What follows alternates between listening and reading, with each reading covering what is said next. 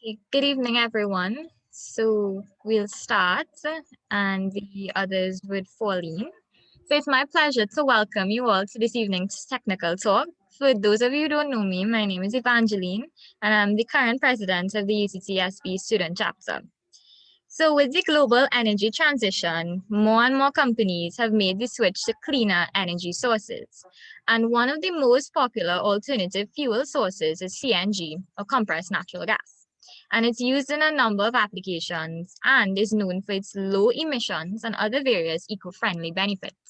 So with this in mind, the UTT SPE Student Chapter is pleased to host the CNG Difference, facilitated by Mr. Roger Sant.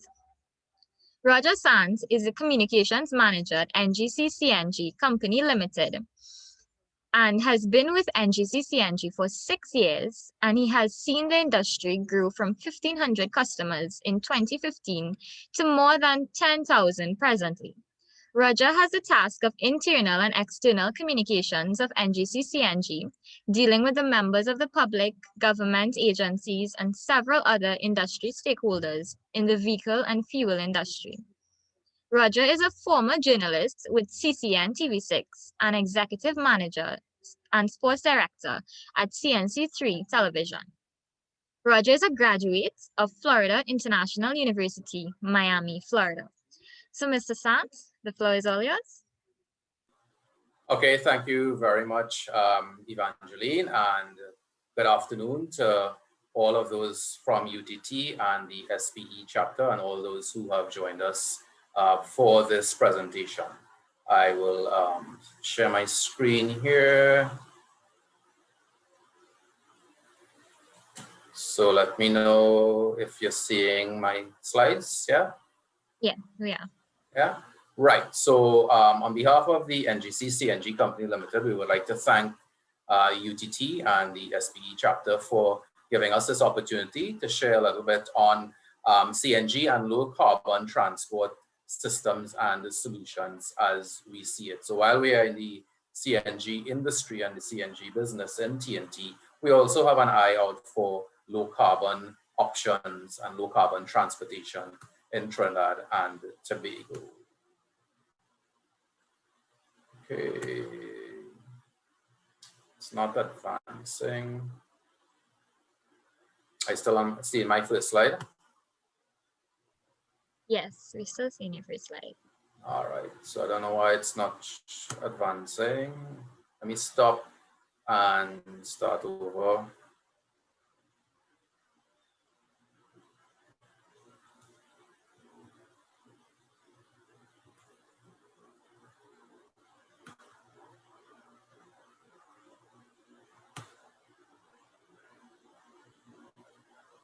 Still on the first slide? Still. All right, let's try that one more time. By double clicking.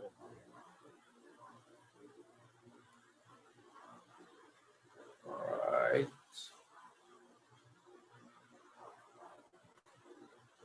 Okay, good. So now it's working, right? So you're on my second slide. Disclaimer, you see that? Right, okay, so this is our standard disclaimer at NGC, NGC Group, and the NGC CNG that we use for our presentations. And this is a bit about what we're going to be talking about this afternoon, and hopefully we'll all be a little more enlightened at the end of it. Now, for the purposes of this presentation, we are focusing on land transportation in Trinidad and Tobago. So we look at that, low carbon solutions, low carbon and TNT, CNG in Trinidad and Tobago, and conclusions. So if you look at these pictures, this is rush hour in Trinidad and Tobago, albeit before COVID. So albeit a year before where we are now. And the roadways are pretty clogged, right? Rush hour. There are an estimated 1 million registered vehicles in Trinidad and Tobago, coming out of statements that was made in 2020 by the Minister of Works and Transportation. Now, 1 million registered vehicles doesn't mean that all 1 million on the road at any one point in time. What that figure is, we don't really know, but what we do know is we do have a traffic issue in large parts of the country. But it's not like that all over the place. This is rush hour in the Netherlands, and several other countries in Europe have similar views, and you will see similar pictures where they are, while they are bigger countries, they don't have that type of congestion that we may have. And there is a high proliferation of use of bicycles. It's said actually in some of the cities in the Netherlands, like The Hague and Amsterdam, up to 70% of all journeys are made by bike. And you would see people going to work in suit and tie, for example, on bicycles in some of those European countries. So a vast difference between what we have in Trinidad and Tobago and what is occurring in some other parts of the world. So as I said at the start, we're focusing on land transportation. We all need to get to somewhere, and this is how we do it: walking, bicycling, cars, buses, trucks, vans, and other forms of transport. And whether it's people, whether it's goods and services, these are the transportation options that we use in Trinidad and Tobago. And how has that changed from over the years? So we would have had the railway system introduced in the late 1800s, and that survived until 1968 when it was replaced by what we now know as the PTSC, Public Transport Service Corporation. And we also had tram cars certainly in Port of Spain in the early to mid 1900s. And in terms of fuel, our fuel options have changed over the years. We would have had the internal combustion engine vehicles introduced in the early 1900s, powered by gasoline. Diesel came as a fuel option some years after, and CNG in 1985. 2015, we had hybrid vehicles, hybrid powered vehicles, and in 2018, we had the introduction of electric powered vehicles. So worldwide, these are some low carbon options for transportation, for land transportation: pedestrian, bicycling, urban planning, decentralization, carpooling, mass transit, cleaner fuels, lower emitting vehicles, fiscal incentives, and some changes towards our behavior. So these are a top 10 list of different options employed worldwide.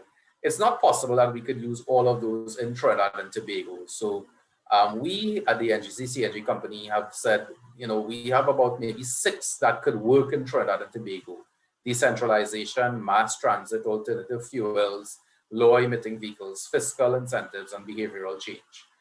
We don't expect, based on our climate and our roadways, for example, that we will have a lot of people using bicycles for transportation other than recreational use, but not to impact the amount of vehicles on the road. So too, pedestrian, urban planning. We have large areas of the country that are already planned and developed in a particular way, and urban planning will not necessarily help those areas. So decentralization, it's happening worldwide, and not necessarily in the traditional sense of moving goods and services away from, let's say, capitals.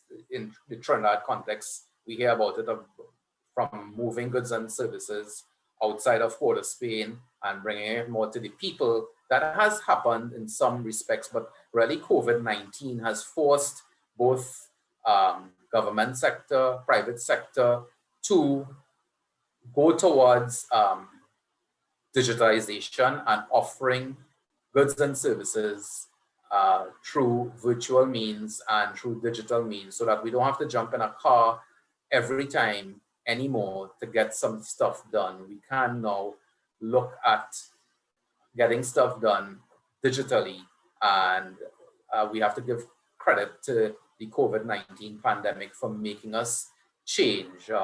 Many of us at the NGC group have been working from home and doing so efficiently for nearly a year. It was sometime in March last year that we had all the changes with respect to COVID, and a lot of our meetings, etc., and many other companies are now happening online. Even this presentation is happening virtually. So that in itself has reduced the amount of vehicles on the road, the amount of fuel being used, and certainly the amount of carbon emissions.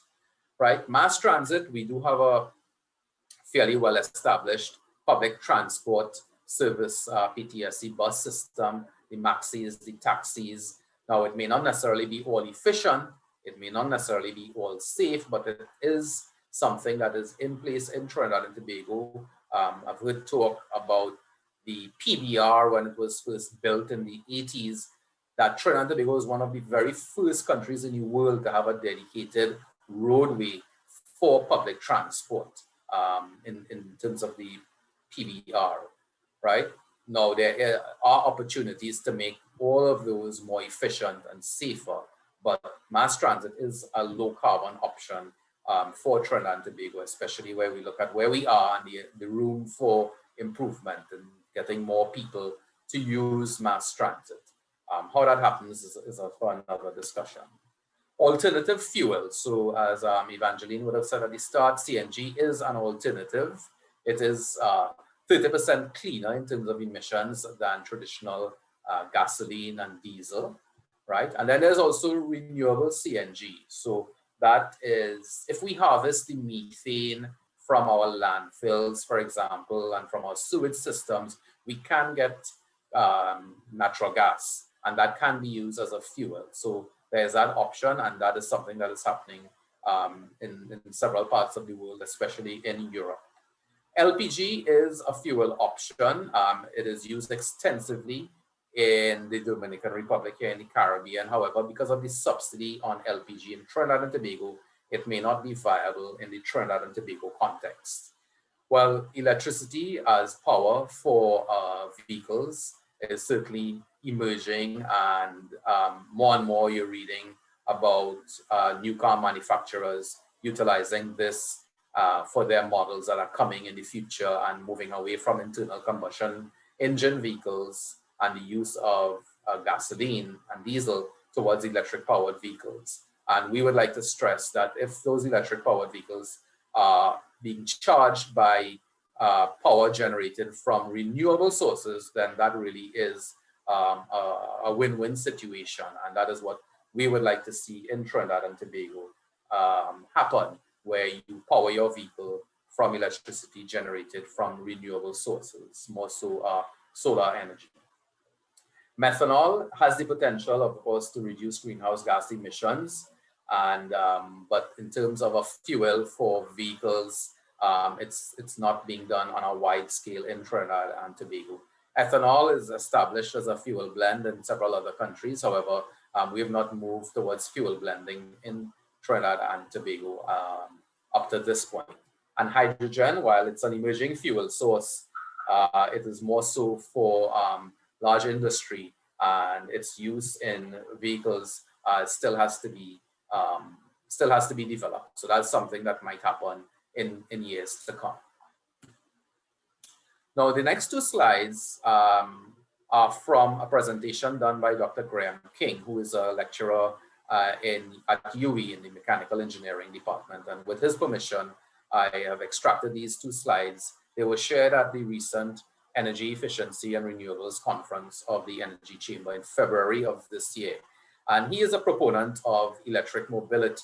And this slide looks at what's happening worldwide. So several countries, and he's detailed them as 17, are planning to stop the sale or ban the sale of internal combustion engine vehicles between 2030 and 2040. Some have aggressive timelines, some don't, right? Many national and regional governments offer incentives for the purchase of electric vehicles. And it's interesting to note that up to the end of 2020 in Trinidad and Tobago, alternative fuel vehicles, CNG, hybrid and electric vehicles, passenger vehicles, they did not incur any motor vehicle tax, any duty, or any VAT on them. So their purchase price was cheaper than their, let's say, gasoline equivalent. Government, however, in their 2021 fiscal budget said that those vehicles will now incur duties, albeit at a lower total, a lower figure than gasoline. So as of January this year, alternative fueled passenger vehicles in Trinidad and Tobago, the price went up. So the popular Honda City, for example, the price has gone up. The Ioniq hybrids and the Ionic Electric has gone up, and all the others have gone up. Right now, China has aggressively incentivized the establishment of EV startup companies. So you have a proliferation of new companies in China selling EV vehicles. And on the OEM side, you have, as mentioned earlier, several new car manufacturers transitioning towards making most of their models, if not all of their models, electric, with timelines into 2030s, etc. GM, for example, wants to bring 30 new EVs to the market in the next 5 years and have the entire fleet electric by 2035. And Dr. King, in his conclusion to his presentation at that conference in February, talked about and made a few conclusions with respect to electric mobility. So while the world is moving towards electric, and it will obviously filter down and reach Trinidad and Tobago at some point, we have to bear in mind a few things. One of the disadvantages that people see with electric vehicles is range. However, in the Caribbean and in Trinidad and Tobago, we are basically small societies, small land masses. So range is not really a big issue for a battery electric vehicle because the majority of people don't drive beyond, let's say, 200, at the top end, 200 kilometers a day. And most, if not all, electric vehicles have that range in them, right? The cost of ownership, according to Dr. King, is cheaper when you look at an 8-year timeline. So the cost of ownership of an electric vehicle, bearing in mind it may cost more, but the maintenance of it over time is a lot less, right? A battery electric vehicle gives a 48% reduction in well-to-wheel energy use and a 54% reduction in well-to-wheel CO2 emissions in the Trinidad and Tobago context. Now, the next point is very important. To meet our Paris Agreement, which is to reduce carbon emissions from the transportation sector by 1.7 million tons. That was our NDC, our nationally determined contribution based on the COP21 conference. We would need to have, if we're saying electric is the way to go, we would need to have about 55% of our total vehicle fleet being electric. And internal combustion vehicles have to be removed for every electric vehicle sold. And Dr. King is saying that that has to happen from 2021 onwards. So it's not very practical because we're saying initially, earlier we said we had about 1 million vehicles in Trinidad and Tobago. So if we're saying 55% of that in another decade has to be electric, then that is not going to happen based on the natural sale of vehicles. Just to give you some information, in 2020, new vehicle sales from the new vehicle dealers in Trinidad and Tobago was just under 10,000 vehicles. So we're selling about 10,000 vehicles, new vehicles every year, and some amount of foreign use as well, vehicles that are coming onto the roadways.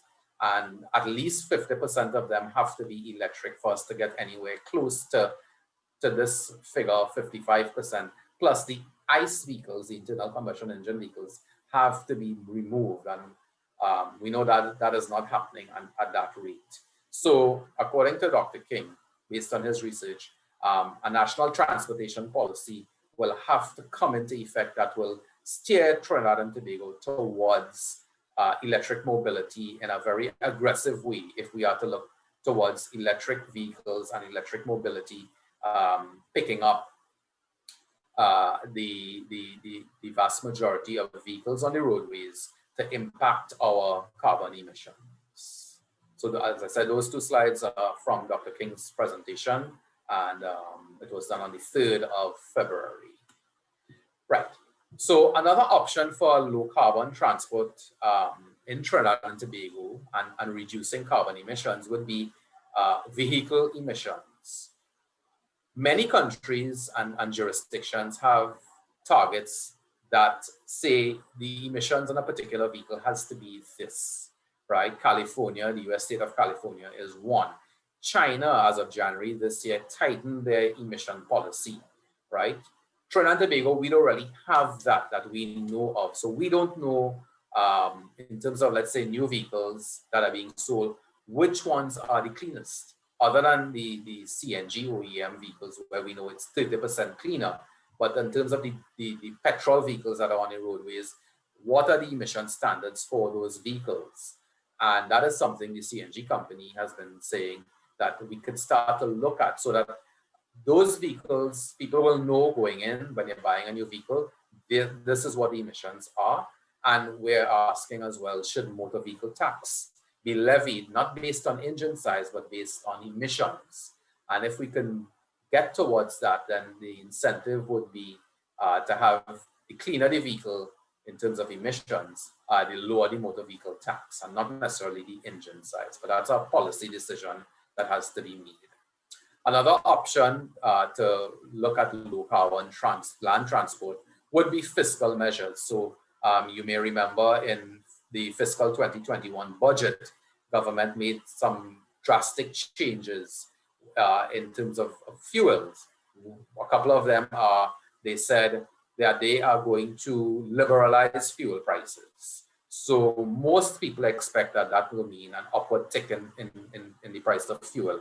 We still have to see what that actually will be, but if fuel prices go up in Trinidad and Tobago, we expect that there will be some decrease in driving in Trinidad and Tobago, right? Also, the selling of the NPO in the station. So if those stations and when those stations are sold, we're not sure where the price of fuel, because it means the owner of the station can now set the price of the fuel, and we are not sure what that will be. So the higher the cost of the fuel that is being sold to the stations, obviously the higher the cost of retail fuel to the customer, right? The adjustment of taxes, I touched on that earlier, where they've put duties and motor vehicle tax and VAT back onto alternative fuel vehicles. So the price of those vehicles have gone up. And also there is a quota system that was announced for the sale of roll-on, roll-off for foreign use vehicles. And also a quota system was supposed to be put on for new car dealers. So in an effort to help curb the demand for foreign exchange. So fiscal measures can change how the fuel options are, what the fuel options are, and how people drive and what they choose to drive in our country, right? And then there's also behavioral change, and one of the questions we ask is a low carbon or reduced emission vehicle and cleaner fuels important to the average person, or is it that we really, if we're buying a vehicle, looking at the cost of the vehicle? Our research tends to suggest that the vast majority of persons care more about price as opposed to the savings on the environment. Also, behaviorally, can we adjust and adapt to carpooling, using more public transport, walking, or doing all our errands on one day? That requires some behavior change, right? And will higher fuel prices force us to change some of our behaviors, as indicated above, and reduce our driving patterns and habits. So those before were some of the low carbon options available in Trinidad and Tobago. Some of them are impending, and there's some areas to improve and or work on. So as part of our presentation, we always like to give an update as to what progress has been happening with respect to CNG in Trinidad and Tobago. So the NGC CNG Company Limited, of which I work for and is part of the NGC group, was formed out of a cabinet mandate in 2014. So there was a task force set up in the early 2010s, so to speak. I think it was 2010 to 2012 or thereabouts. Then they came up with a plan to make CNG an alternative fuel in a big and in a real sense in Trinidad and Tobago. That went to cabinet, and the NGC had decided that they are going to take up the mantle of making this thing happen. So NGC CNG was formed in 2014, operationalized, and started its work in a big way in 2014 to present. And over the years, this is the mandate that we're working on. We got a budget of $500 million to make 22 supply points up and running, and to get about 17,500 vehicles on CNG, right? OEM models were introduced in late 2014, PTSD being the first institution, the first company to bring in an OEM CNG vehicle. And we now have in excess of 20 models in Trinidad and Tobago. OEM being original equipment manufactured, so made out of the factory to use CNG as opposed to a converted vehicle, right? And this is a look at our timeline over the years. In terms of sale of CNG over the years, so when we inherited the industry in 2014, well, at the end of 2014, our sale of CNG was 2.85 million gasoline equivalent. LGEs is how we measure it, right? And for 2014 to 2016, it kind of started to inch up a little bit. And it really took off in 2018, where we sold 5.2 million, 2019, 10.9. And even in 2020, with COVID and with people working from home, schools being out, etc., our sales did increase by 24% over 2019. And so far for 2020, we're continuing to see an upward tick in sales compared to 2020. So CNG sales are moving in the right direction. And for those who don't know, the price of a liter gasoline equivalent of CNG is $1, right? Compared to, let's say, $4.97 for super. So there is a big price differential in terms of CNG sales. The cost of CNG versus liquid fuels. So this is in terms of vehicles. We started, when we inherited the industry, there were about 1,522 vehicles or vehicle equivalents. We based that, there's no real way to know, but we based that based on the amount of CNG being sold. So we average that a particular vehicle will use X amount of CNG per year, and based on the amount of CNG sold, we made that calculation, and it works out about 1,522 in 2014, and we ended 2020 with about 14,290 CNG equivalent vehicles in the market, and our mandate is 17,500, which we expect to get to in 2022. The Honda City CNG remains the top selling vehicle in its class, and there are 20 OEM CNG models across various market segments in Trinidad and Tobago.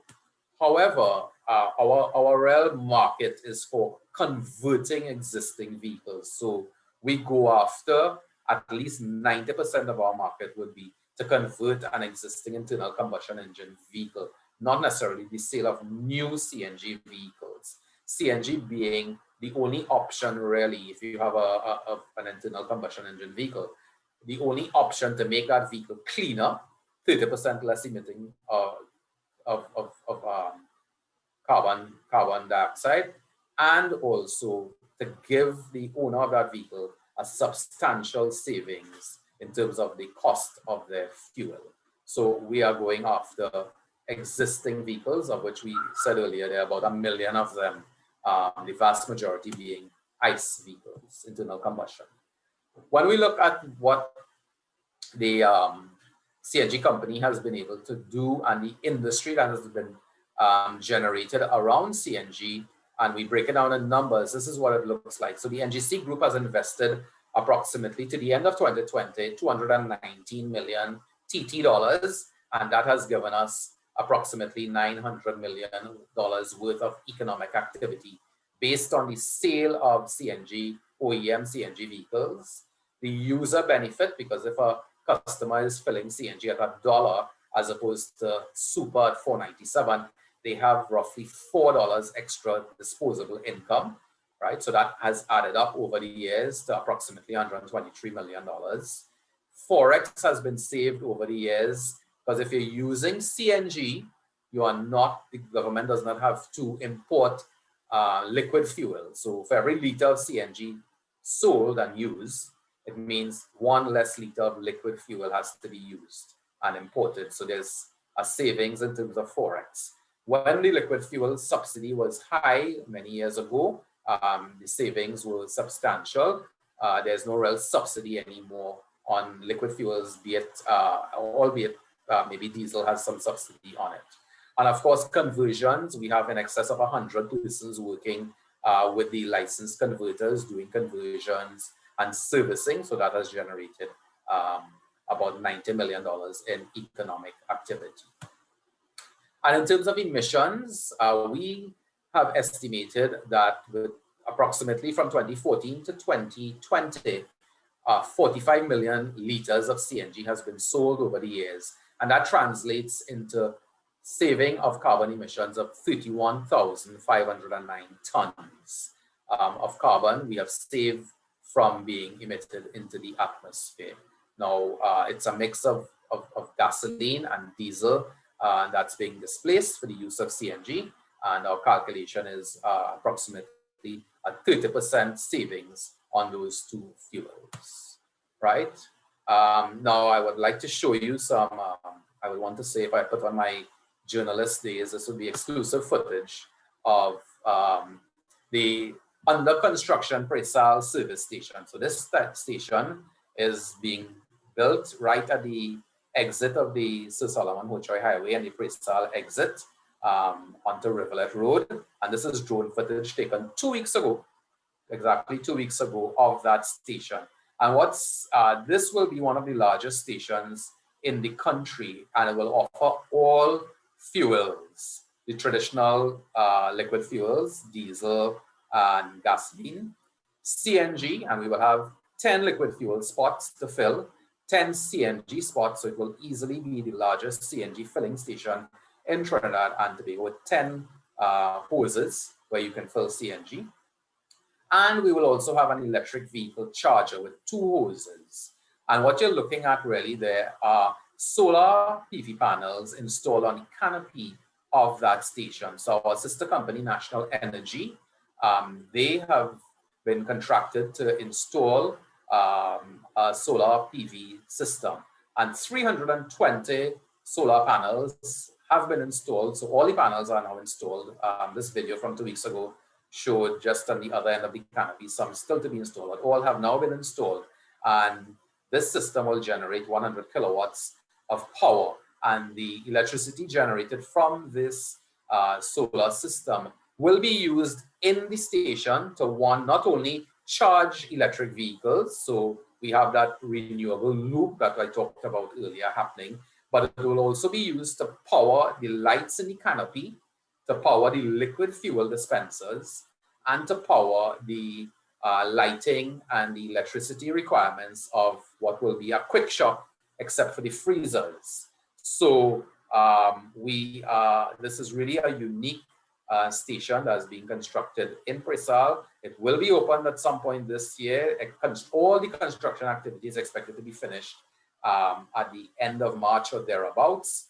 And it is accessible if you are northbound on the highway, southbound on the highway, or anywhere along Rivulet Road or the Balmain Main Road from Hoover up into Presal and Grand Hoover. So it is accessible in all directions, and it is a station that we are really excited about at the NGC Group because it helps to further our green agenda that the NGC Group has been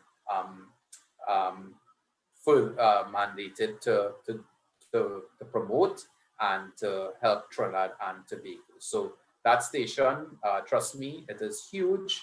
When you go in there, the design will be where you can pull up to the pump, and you can pull up to it and you can see all the dispensers laid out in front of you, and you can drive straight to whichever one is available based on the fuel that you are using. So in summary, we would have seen that transportation has changed dramatically in Trinidad and Tobago in the last century, and we know it will continue to change, especially with technology, and maybe change at an even faster rate.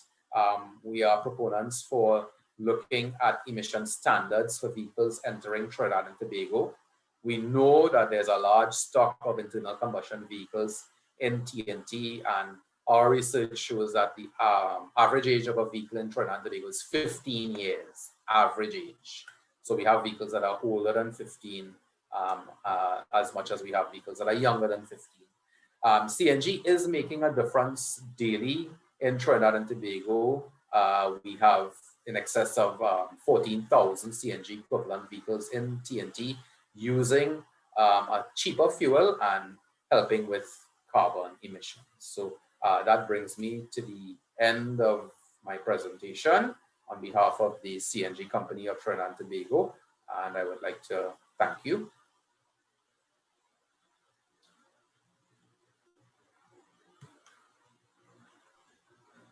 Thank you, Roger. That was really enlightening.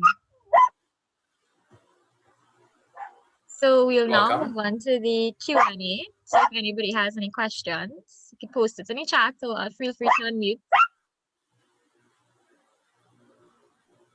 Yeah, I have a question.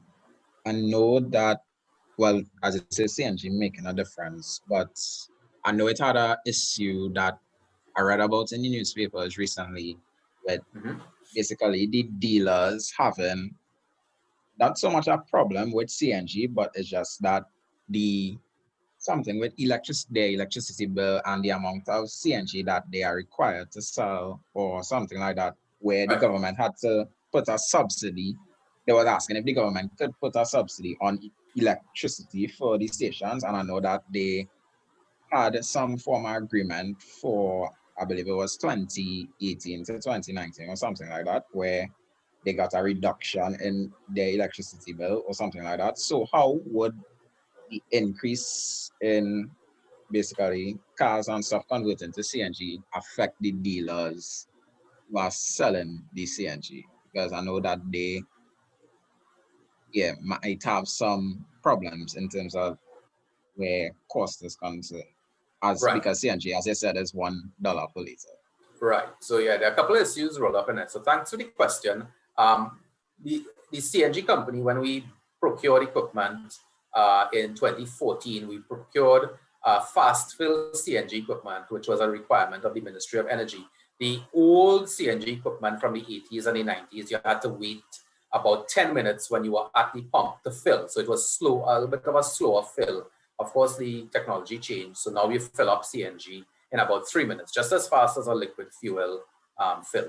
So the new equipment put it into a category in terms of electricity of an industrial rate. So as we install new equipment at stations, even though it was giving us faster fill and was better for the customer, the rate these stations had to pay for electricity was a higher rate, right? Now, the thing about that is that as the numbers grow, as more, there's a tipping point, there's a breaking point where once we go beyond a certain number of vehicles filling in a station, it then starts to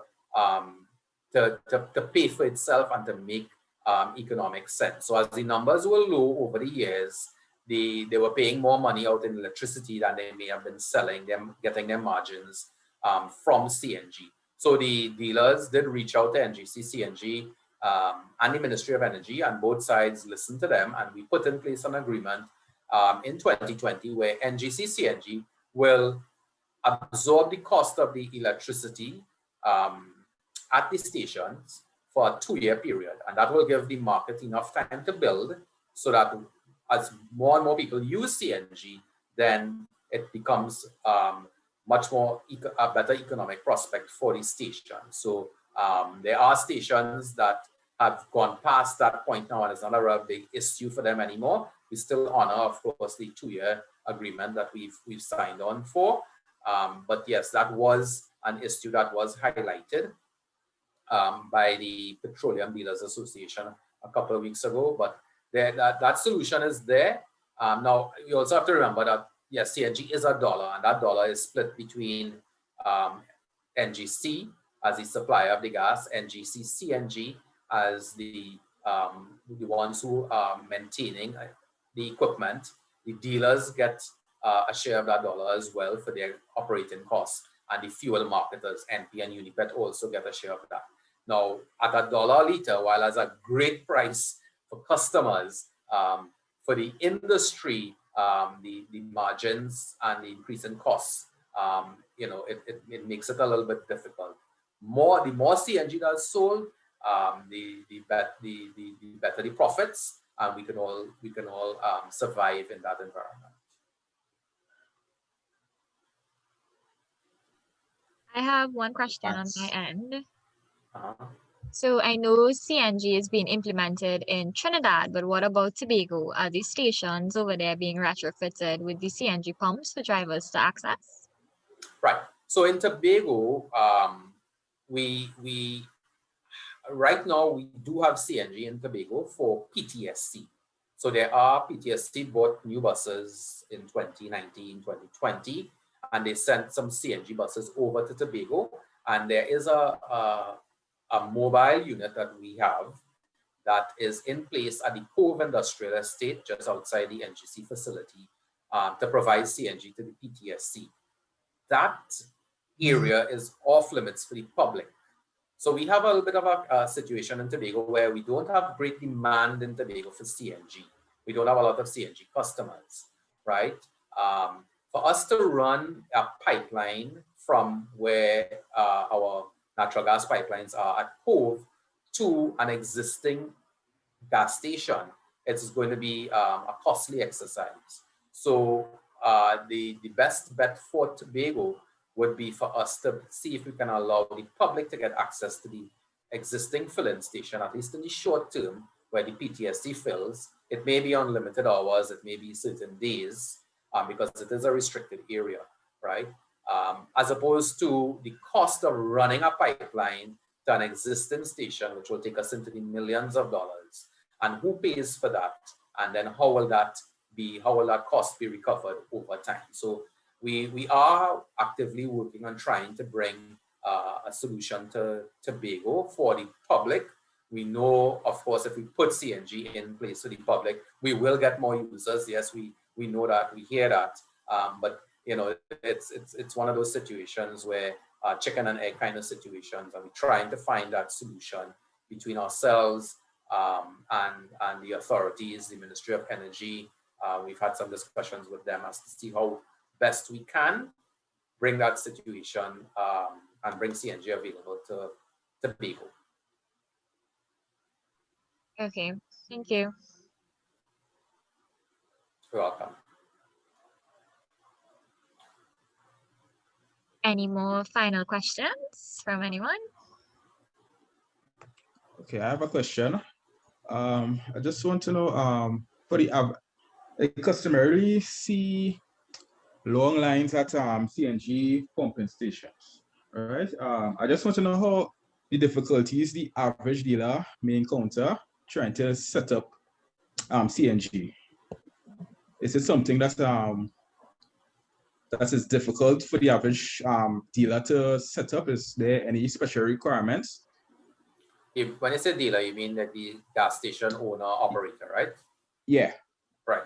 Okay, so the good thing about where we are now is that the NGC CNG Company, we have procured the equipment for CNG dispensing. So that's the compressor, the storage, and the dispenser, right? And we will install that equipment and maintain it for a station. So the station owner doesn't have to put out that money, doesn't have to worry about it. It's not a headache for them, right? That's one of the mandate of NGC CNG is to bring supply to at least 22 supply points across the country. And when we say supply, we mean the natural gas supply, which NGC provides. It comes through the metering station, and then the compressor, storage, and dispenser down to the eventual driver. So supply is key, and also getting people to use CNG. So we have employed a fair amount of marketing and communication efforts over the years. You may have seen long lines at 1 or 2 stations in Trinidad, and that would really be south, where we have one station, that's the Carousel station at the Monrepo roundabout. So the lines there at certain times of the day tend to be long because that's the only CNG station serving south.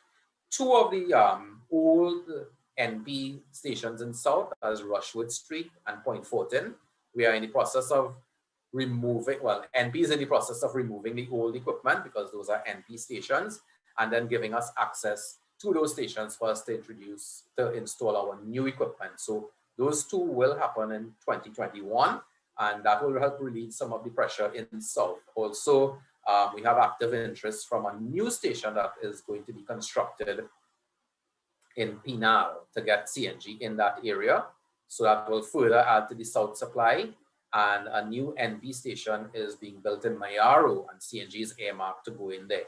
So South really and Tobago, as indicated earlier, are the two areas in the country that are a little bit underserved in terms of the supply of CNG for the customers.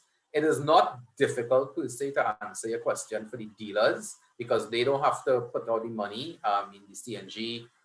The equipment that we install in a station, compressor, the storage, the dispenser, and all the associated works can run about $3 million. That's just in the station. Then you have to make sure there's a supply of the CNG via the NGC underground pipelines to the station. So a station owner will not necessarily have that kind of money to invest in CNG. So NGC CNG has taken that away and told them, you don't have to worry about that. We will do it. We will maintain it. You need to, once there, and we have our agreements in place, you run and operate the CNG business along with your other fuels. So it is not hard, but over the years, CNG would have gotten some negative connotations, and people would have had negative experiences with stations being down, equipment not working, long lines, taking long to fill. That has slowly changed and is changing for the better. As I indicated earlier, that pre-sale station will give anybody who's using CNG an experience that they've not had in Trinidad and Tobago before, because we're going to have 10 filling spots that's going to really allow for almost any time you want to fill, you can pull in there, not have a line for CNG. So I hope that answers.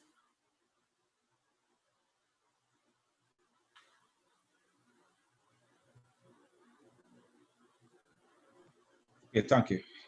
Yeah.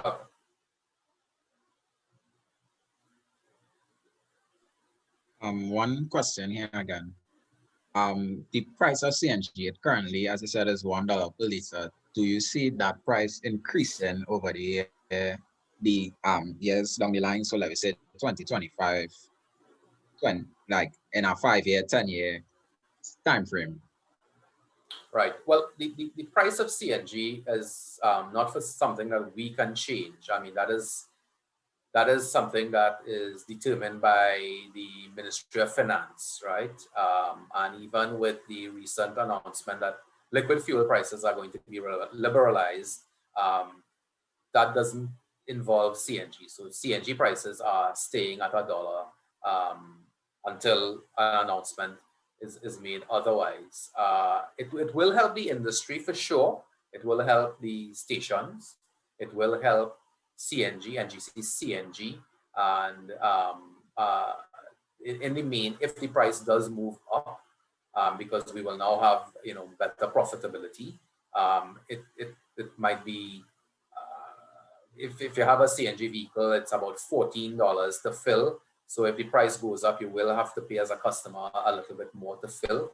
We don't know what the regulator, what Corporation Seoul is thinking in terms of CNG prices, and we can't say if it will go up. Actually, the price of CNG, when I started working at NGC CNG in early 2015, was January 2015, there was a revision in price. The price was $1.07 a liter. And I'm not sure what happened, but the price actually went down to $1, right? So where will it go in 2050, in another 4 to 5 years' time?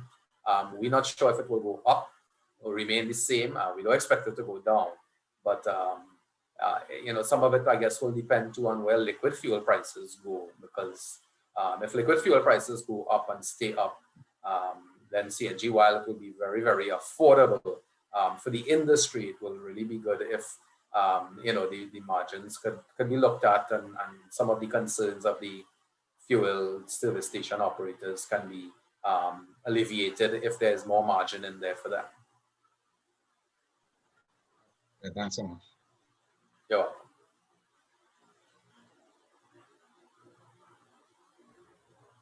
So I'm seeing we're close to our 6 p.m. mark. So if there are no more questions, I'd just like to share my screen.